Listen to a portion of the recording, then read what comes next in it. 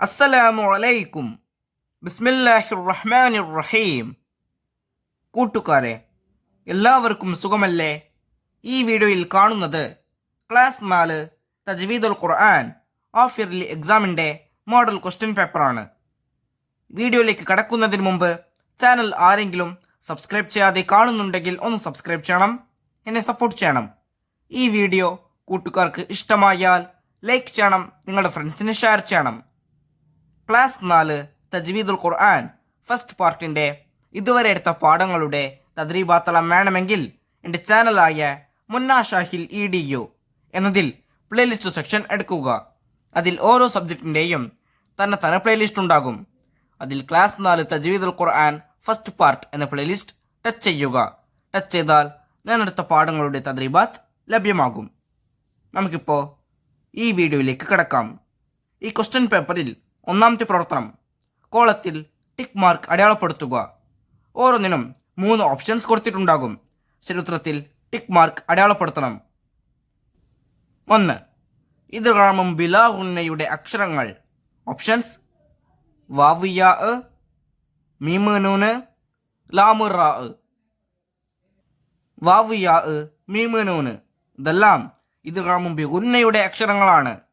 ലാമ് റാ ഇതാണ് ഇദ്ഗാമും ബിലാ ഗുന്നയുടെ അക്ഷരങ്ങൾ. ശരിയുത്തരം ലാമ് റാ. 2. മിൻ ഇൽമിൻ എന്നതിൽ സാക്കിനായ നൂനിൻ്റെ ഹുക്കും എന്ന് പറഞ്ഞാൽ വിധി. ഓപ്ഷൻസ്: ഇൽഹാർ, ഇഖ്ഫാ, ഇദ്ഗാം. മിൻ ഇൽമിൻ, ഇവിടെ നമ്മൾ സുക്കൂനുള്ള നൂനിനെ എങ്ങനെയാണ് ഓതിയത്? വെളിവാക്കി ഓതി.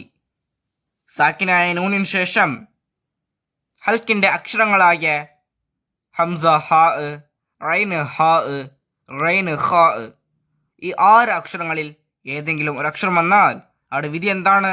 ഇൽഹാറാണ്. ശരിയുത്തരം ഇൽഹാർ. 3. മദ്ദുൽ ലാസിമിൽ നീട്ടൽ നിർബന്ധമായ ഖദർ.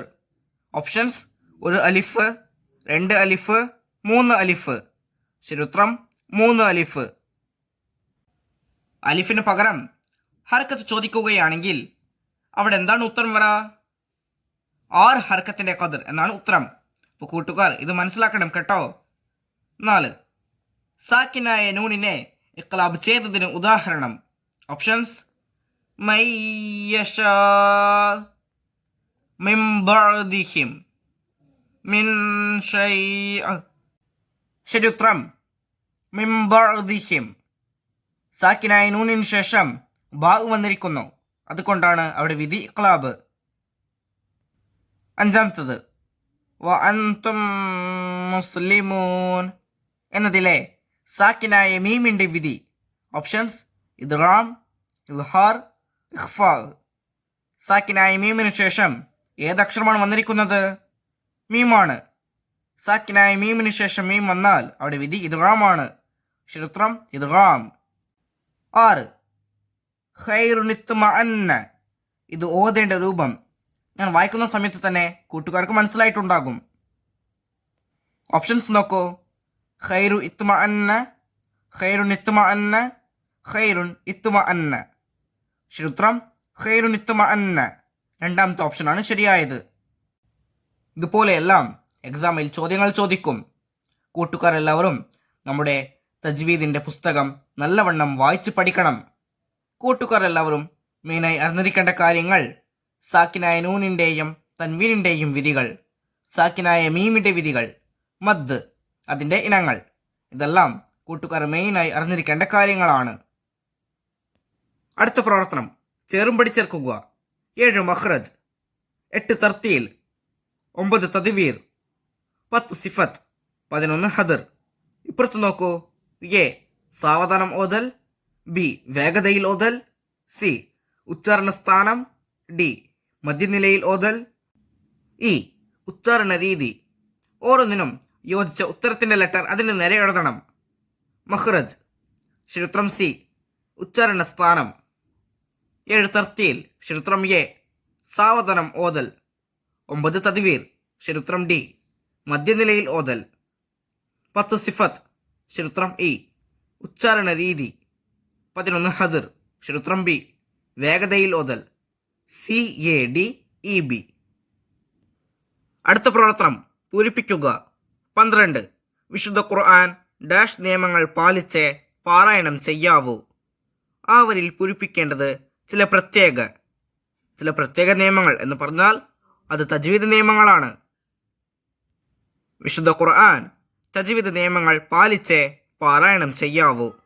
13. സാക്കിനായ മീമിന് ശേഷം ഡാഷ് വന്നാൽ ഇഖ്ഫാ ചെയ്യണം. ആ വരിയിൽ പൂരിപ്പിക്കേണ്ടത് ബാ. സാക്കിനായ മീമിന് ശേഷം ബാ വന്നാൽ ഇഖ്ഫാ ചെയ്യണം. 14. മദ്ദുൽ മുത്തസിൽ ഡാഷ് ഹർക്കത്ത് വരെ നീട്ടാവുന്നതാണ്. ആ വരിയിൽ പൂരിപ്പിക്കേണ്ടത് 7.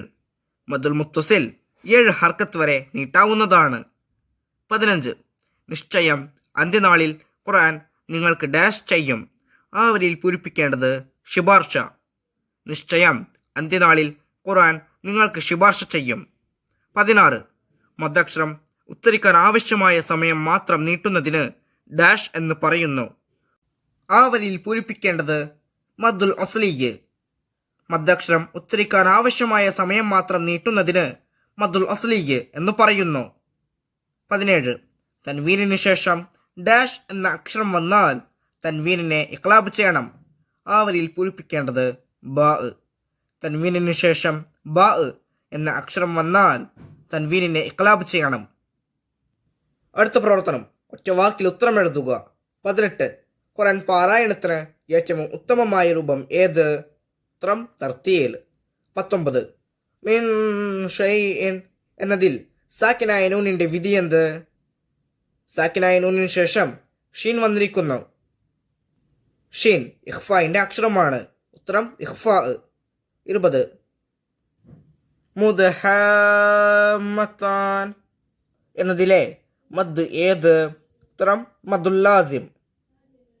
21. ബാഖിഉൻ നഫ്സക എന്നതിലെ തൻവീനിന്റെ വിധി എന്ത്? ഉത്തരം ഇദ്ഗാമുൻ ബിഗുന്ന. 22. ധാരാളം ഖുർആൻ പാരായണം ചെയ്യുന്നവർ ആരുടെ അഹ്ലുക്കാരാണ്? ഉത്തരം അള്ളാഹുവിൻ്റെ. 23. ഖുദ് മിൻ അംവാലിഹിം എന്നതിലെ സാക്കിനായ മീമിന്റെ ഹുക്കും എന്ന് പറഞ്ഞാൽ വിധി. അംവാലിഹിം എന്നതിൽ സാക്കിനായ മീമിന് ശേഷം ഏത് അക്ഷരമാണ് വന്നിരിക്കുന്നത്? വാവാണ്. സാക്കിനായ മീമിന് ശേഷം മീമ്, ബാ ഈ 2 അക്ഷരങ്ങളല്ലാത്ത ബാക്കിയുള്ള ഏത് അക്ഷരം വന്നാലും അവിടെ വിധി ഇൽഹാറാണ്. ഉത്തരം ഇൽഹാർ.